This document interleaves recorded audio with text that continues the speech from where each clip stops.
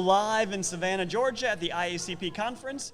I have my main man, David Adebimpe. David, welcome. It's a pleasure to be here. Yeah, we're excited to have you. Yes. David just did a lunch and learn. It was extremely well attended. Everybody wants to learn from you.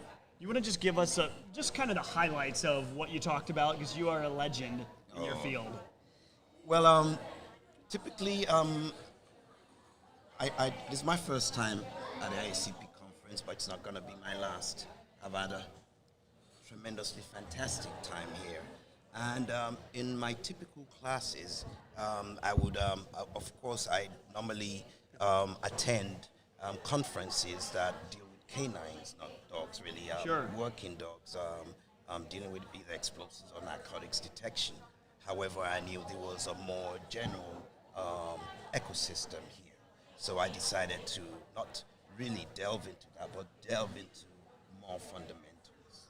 And what I spoke about was how we started and what we found out about the role of the nose and the role of odor, how the interaction between the odor itself and the sensor, and then how that translates to cognition within the animal. We believe in the vibrational theory of olfaction and not the lock and key theory of olfaction. And we believe that the nose is a vibrational detector, and there's a certain mechanism that we had researched on, and which serves as the foundation of the brand that we've made out of such realizations, which is Senlogics. So that's why our odors are different. But actually, we created those odors to actually prove a point that the lock and key theory is an incomplete and very and something that you cannot actually replicate.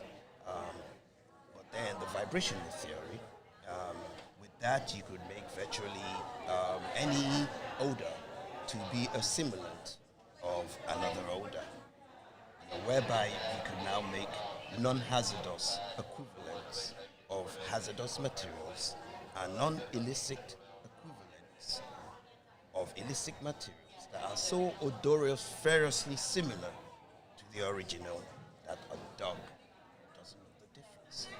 However, within the scope of our work, we've realized that the similarity isn't just that the dog doesn't know the difference, but animals with better noses, naked noses, such as insects, do not know the difference.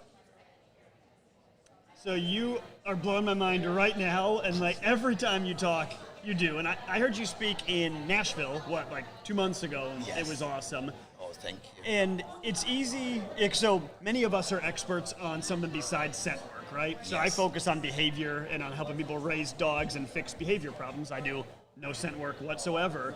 And when I heard you speak in Nashville and you were talking about the different materials and how that affects the odor, and metal and glass and plastic, it was just mind-blowing to me, absolutely mind-boggling. And then I look and I watch things that are being done in the field, and then I do a little research on it, and I did some research after I heard you speak last time. I'm like, it's amazing how many people are doing it wrong. Yes. And it's very clear that they're doing it wrong. It's not like it's a secret. But, I mean, it was a secret to me until I heard you speak. And I've done some research, and it's mind-blowing. So I would encourage everybody to look David up and to look up Senlogics, because you're doing things very different. And as you do the research, you're like, this is the only way to do it. It's the only way that makes sense. And I just wonder, why is that still a secret? Why has that not spread everywhere? I think as humans, some of us have the tendency to suffer from a syndrome called the baby duck syndrome. And the baby duck syndrome is that people tend to believe and defend the first thing they hear, even though subsequent things might be more logical and better. They psychologically stick to what they first learned, just like with dogs. Yeah. It's hard to imprint on a dog what you've imprinted, especially if those are the first things you've imprinted. And so with humans, we hear something from a mentor, we believe it so much that subconsciously that's what we defend, even though the alternative or the new stuff we've heard might be better. That's one thing. And I then, mean, that theory makes perfect sense to me. Yes. I could see that, absolutely. it's called the baby duck syndrome, and such people are very resistant to change. So I think the truth needs to wear them down into where they make that compromise.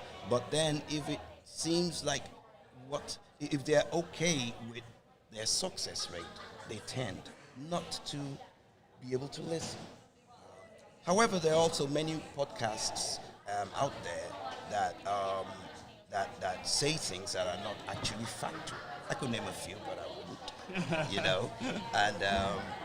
And because of that, people tend to believe what they hear on podcasts by these so-called new generation of practitioners whose motives might be utterly different. Most times, they're motivated via the money.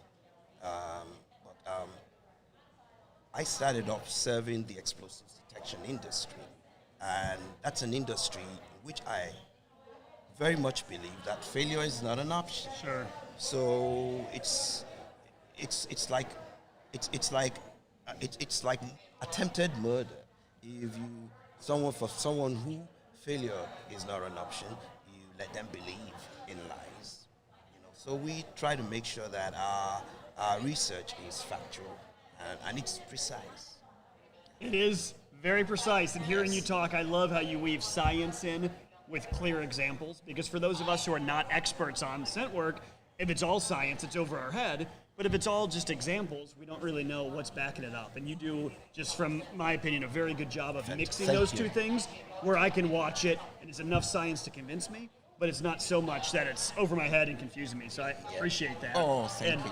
everyone watching, if you get a chance to watch David speak, do it. And I'm telling you, even if scent work's not your thing, it's not mine, and I still love hearing you speak because I learn a lot.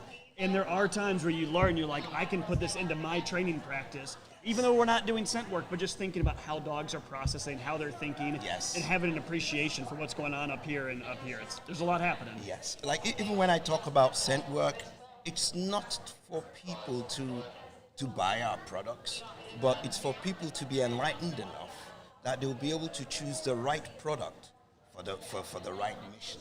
By the time a practitioner is enlightened, they would probably realize that there is a function for every training aid out there. And one might be more suitable for a purpose than another. We don't really want to badmouth products, but we talk about the limitations that these products provide. A lot of us seem to advertise our tools like they have no limitations, but every product has a limitation. Every tool has specifications and limitations. And that's one of the things that we try to brief the community on by talking generally and not letting people think that we're just trying to sell a product. No, we're informing the deserving, the worthiest, the deserving community about what they really need to know for them to be able to select accurately for whatever mission they want. Well, I've seen that happen because when you explain the science behind it, your product seems to sell itself because people Yes. hear enough and they're like, I want to buy Yes. this. Yes. So anyone who's new to scent work, if it's something you want to pursue, if you're a baby duck right now, this should be your mama duck right here. You need a shirt that says that. Mama duck. David, Yeah. appreciate it very much. Thank you very much. You are awesome, Thanks man. for Love having having me. you on. Thanks Yes. for tuning in, everybody.